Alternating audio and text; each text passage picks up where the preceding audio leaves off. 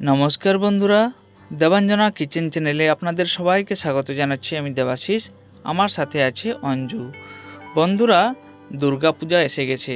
তো দুর্গাপূজার ভিতরে আজকে আমরা একটা খুব সুন্দর রেসিপি নিয়ে এসেছি, যার নাম হচ্ছে ছানা পোড়া। তো আসুন এই রেসিপিটা বানানোর প্রসেসটা জেনে নেব। এইখানে আমরা নিয়েছি 2 কিলো গায়া দুধ। গায়া দুধটাকে একটু গরম করতে হবে ভালোভাবে। যখন গায়ে দুধটা গরম হয়ে আসবে, একটা লেবুকে চিপড়ে তার রসটা বার করে তাতে একটু জল মিক্স করে গরম দুধের উপরে ঢেলে দিতে হবে। এবারে হালকা আঁচে এটাকে গরম করতে হবে। ধীরে ধীরে দেখবেন ছানা আর জল দুটো আলাদা আলাদা হয়ে যাবে। দেখুন এবারে ছানাটা আলাদা হয়ে আসছে, এবারে জলটাও আলাদা হয়ে গেছে। এই সময় আমাদেরকে গ্যাসটা বন্ধ করে দিতে হবে। গ্যাস বন্ধ করার পরে এটাকে একটু ঠান্ডা করতে হবে। দেখুন কত সুন্দর জল বেরিয়ে গেছে আলাদা, আর ছানা বেরিয়ে গেছে আলাদা। একটা পরিষ্কার কাপড় বা একটা ছাঁকনি দিয়ে এটাকে ছেঁকে নিতে হবে। এটাকে ঠান্ডা হওয়ার পরেও করা যায়, আর গরম অবস্থাতেও করা যায়। ছেঁকে নেওয়ার পর এটাকে ঠান্ডা করার জন্য ছেড়ে দিতে হবে। এই জলটাকে আমরা নষ্ট করব না, এটাকে আমরা রুটি বানানোর জন্য বা অন্য কিছু খাবার এটা ব্যবহার করতে পারবো। এবারে ছানাটাকে একটা চামচ বা একটা স্টিল গ্লাস দিয়ে তার নিচ দিয়ে এরকম চেপে চেপে এটাকে একটু নরম করে নিতে হবে।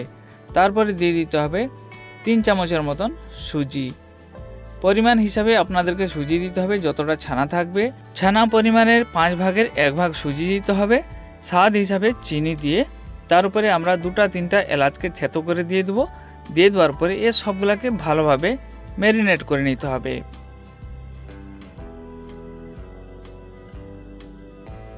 ভালোভাবে এটাকে মিক্স করার পর একটুখানি গায়ে ঘি দিতে হবে।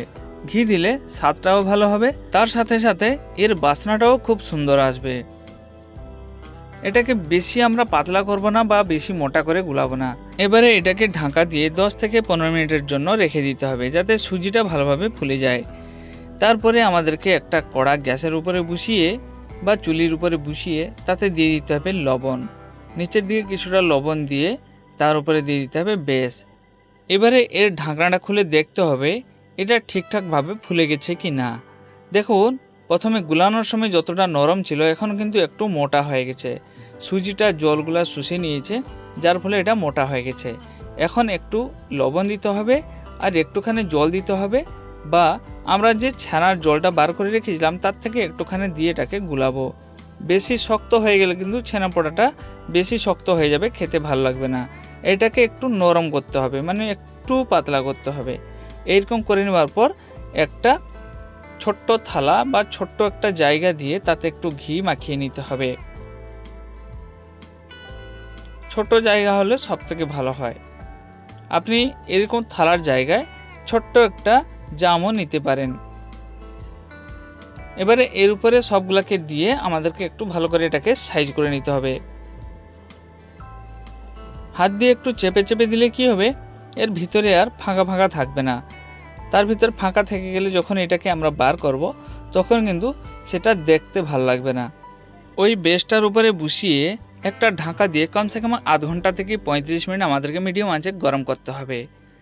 আধ ঘন্টা 35 মিনিট গরম হওয়ার পর দেখবেন আমাদের ছানা পোড়াটা এইরকম হয়ে গেছে। এখন এটা একটু ঠান্ডা হয়ে আসছে, আর একটু ঠান্ডা হওয়ার পরে এটাকে আমরা নামিয়ে নেব। এখনও গরম আছে, যখন এটা পুরো ঠান্ডা হয়ে যাবে তখন এটাকে আমরা এর থেকে বার করব, নাহলে এটা ভেঙে যাবে।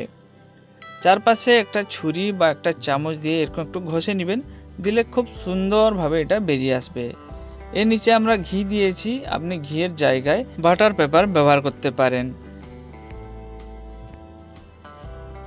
এবারে ওর উপরে কোনো প্লেট বা থালা চাপা দিয়ে এটাকে উল্টিয়ে নিলে এটা খুব সুন্দরভাবে বেরিয়ে চলে আসবে। দেখুন কালারটা কত সুন্দর হয়েছে, ব্যাপক লাগছে একদম, আর নরমও হয়েছে। এখন এটাকে কেটে দেখব কত সুন্দর হয়েছে।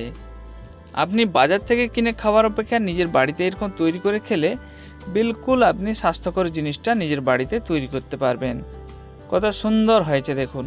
এইভাবে আপনারা নিজের বাড়িতে তৈরি করুন, খুব ভালো লাগবে। ভিডিওটা ভালো লেগে থাকলে লাইক, শেয়ার, সাবস্ক্রাইব অবশ্যই করবেন, তার সাথে কমেন্ট করে অবশ্যই জানাবেন।